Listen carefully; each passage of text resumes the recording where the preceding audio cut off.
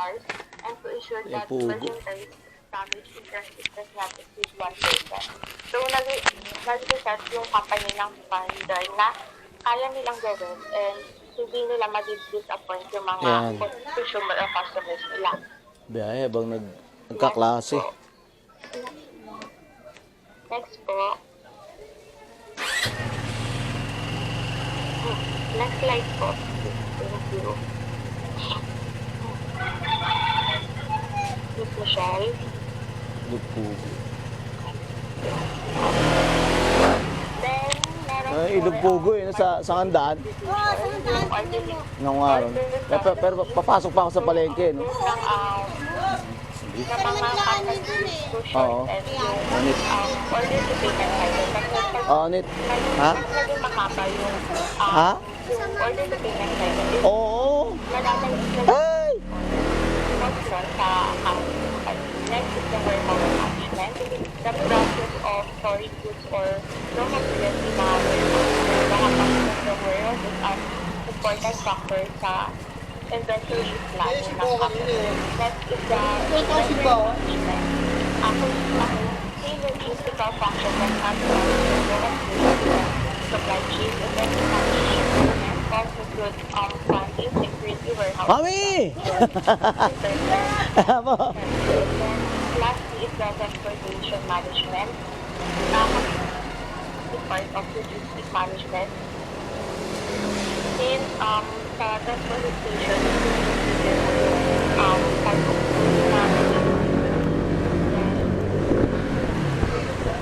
Pugo. Pugo, pugo. Wala ka na. Itlog pugo. Parang makakanta dito.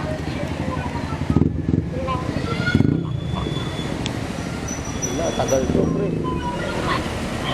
Parang din sa amin Ito po ba namin yung case manager? Doc Rico.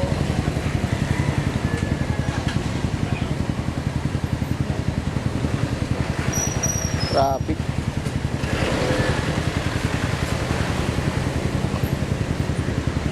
Ayun. Sige po. Thank you po.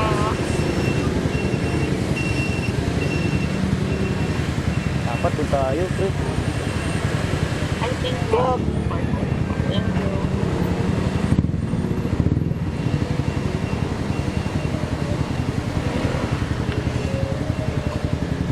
Hello, kami na po atag.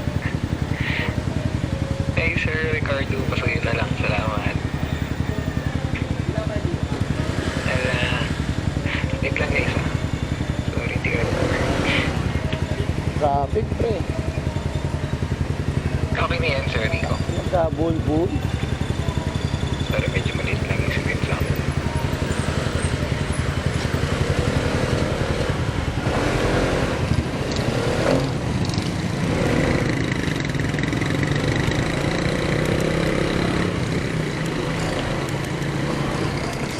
Okay, sige. So, ang topic muna. Our topic for today, for now is marketing management is the same. Hanap ako ng pugo, guys. Pugo para kay Ellie Boy. Will be presented by Anak ni paring Rod. Sir Ricardo. Here in the slide is the marketing communication mix. So, Meron din. whenever they mix, so you can mix three major modes of communication. So you can use advertising, times sales promotion, and so on and so forth. So yun, pwede siya advertising, pwede online and social media, marketing, different experience, one of the kind of online. So whichever is effective or depends on your strategy sa marketing. So yun, we have advertising, sales promotion, event experience, public relations, and publicity, online and social media marketing, mobile marketing, direct and database marketing, and personal sales. So next slide please, thank you. So we have here the eight examples of the common communication. So per category kanina. So yan. Flash lang natin sa screen para ma-capture nyo yun. Ano ba, nascan nyo na ba ng mga mata nyo? So for advertising yan, may printed ads, and for sales, and something, sports, for Fake store. Ayan. So yun, as we all know, familiar naman tayo sa mga ganitong, ganito. Ayan, so you can mix all of this na depende na yun sa budget and stuff. So like please, thank you. So how marketing communication works? So macro model of communication. For the word itself, macro and the micro. For micro, mas specific. So for itong macro, we have here the sender, encoder, encoding, and kita nyo na ba? So for link ko lang din siya ng very quick lang din. So from sender, encoding, message, and encoding receiver always. And Oy, from the Sheng! sender, ayan yung sa marketing team yan. So ang gusto ni marketing Pugo. Ang gusto ni marketing team, ayari, Coca-Cola. So ang gusto ni Coca-Cola is mag-present May itlog ka? sa new product. Pugo. Yung Coke Diet. Ay, ganun. Yung renew siya. Ganun. So yun, from Itlog ng pugo. Ha? Pwedeng ma-generate. Meron? Luto na? Message. Paano siya magiging message? Oo, meron man din dito. Luto na? Wala dito. So then Hindi, ilang minuto yun bago lutuin. Ginawa nilang ad. Magkano yung- asa pati nga? Coke sa handaan. Mga ganun. Ang sarap ng Coke sa tag-init. Ha? So yun yung na-generate. Sa nadenging bata, nadenging kasi yung bata eh. Idea na gusto na, Eh bakit idea luto? Hindi yan na niluluto. Ha? So from specific Coke Diet yan. Nadenging yung bata na ano eh. Kailangan ng pugo. Nasaan yung pugo niya? Conscious, mga ganun. And then from Eh pala eh. Ilan yan? So, Hindi yan i-decode niluluto na siya. pag pinainom mo sa Ma-decoding bata, dapat paano ma-ano siya, gagawin? ma-decode or parang Ganun. ano siya ni... Dengue, receiver nasa ospital? tayo, the consumers. O pingi ako yan. Ilan ba yan? 2, Magets 4. natin Magkano yan? Isang puto. Message, yung information within 10, 4. Di lahat na yan. within the Ang late pa lang. Sige, na 10, 20, message 30. or Dapat hindi yan. Pero commercial, malamok na. Sige, lahat na yan. No? ads, billboards, yan. Lahat na. Depende. So from there, we have the Ba't gano'n pinapaano nung kumpare ko? Pinapalaga? Dapat daw ilaga? Siyempre, sa Ewan ko, pero responsibility sa amin mo. kasi dito nila And then, si feedback is, Dapat nga ganyan eh, no? Para malakas. ito yung Magkano lahat yan, ta? 70. O, sige ta. experiences like if Oo. nakikita natin sa mga post on social media, no, may nakikita natin, wow, thank you Coke, ang sarap ng Ako na lang maglalaga. Alfonso ko, ganun. Pag nilaga yan, mga ilang minuto yan, no? Diba? Mga ganun nakikita mo sa comment 15 minutes. Kasi pagka nasa ano, with the product. nagiging yung So, bata, for the noise nilalaga ko is, ba yun? kunwari, Alam ko yun ako si consumer, Pinapalaga sa akin ng kumpare ko eh. Yung anak niya kasi na dengue. message, like, hindi ko na-gets yung message ng commercial na yun, like, good for the health pala yan eh. Ay, Yan na nga lang natira. paano nagiging good for Ayun the na lang? health yan, di ba? Kahit sabihin mong Coke Diet yan, carbohydrate, carbohydrate, Wala, no? things pa rin Buti yan. meron dito, wala So yan. yun, ganun yung life. Pagka kumuha ka And sa then for the Sabi ko, wala yan, pumunta pa ako ng bayan. Nalipat na tayo. So, I hope na-gets nyo kahit Ewan ko sa loob, meron. For micro model, Buti meron dito, Diyos me. response, we have the Di na ako lalayo. cognitive stage, affective stage, and behavior stage. Lalaga ko na lang. 4 different Mga 5 minutes, no? Or the AIDA. 10. No, mami. And hierarchy of effects. Oo. Model. Innovation, adoption, Ha? and communication. Ilan? 10 minutes. Ay, natagal. 15 lang, no? Wala ka ba? Communication. Wala kami, teka. 70 lang. Ano? 50 kasi to eh. Lugi ka naman pag, teka. Communication. Wala, 54. Model. Ayan. So, Sige, tayo ko na lang dito, tayo ko lang. brief explanation lang or brief ano lang kwan. So from AIDA or AIDA model, so from cognitive stage is napapansin natin yung brand from awareness, ayan, for attention, nakukuha na natin siya, and then once na-capture natin siya, mapupunta na siya sa Wow. affective stage. Uy, Fred. Interest. So if we are interested into that, syempre, mapupunta na siya sa behavior, which is the action. So, which action is that? Siyempre, bibili mo. Yeah, so yun, ito yung much more simpler na na model. Since alam mo yun, siguro depende din sa product talaga kung ano yung binibenta mo na talagang maging effective tong model na to. And then for hierarchy effects model, from cognitive stage, we have the awareness and knowledge. Siyempre, from awareness, nasa namin naman yan,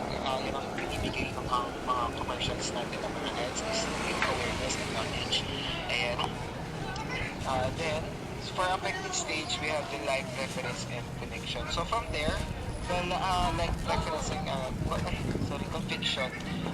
Syempre, if we are really convinced na we really like it, we really believe on that product, no?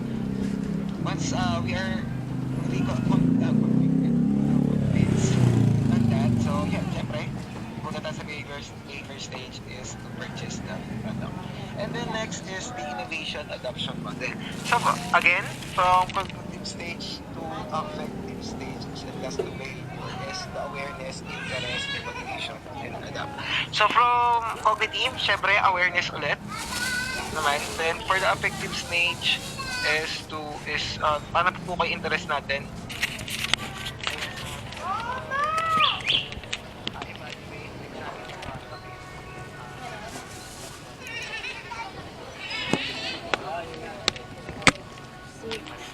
Buti eh. 8, 9, 30. Thank you, bili pa si Mami ha.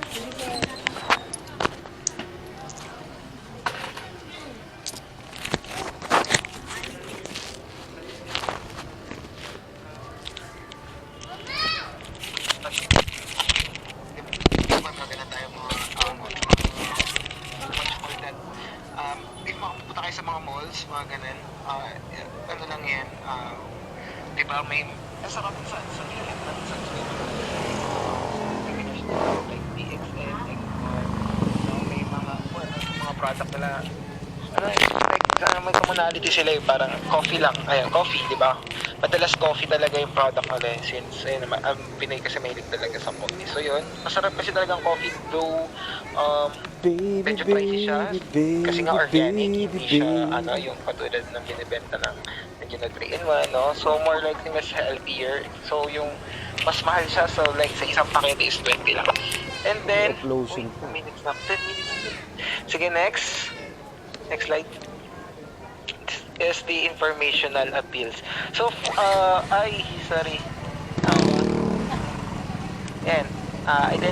from, we have the developing effective communication. So, number 1, so we must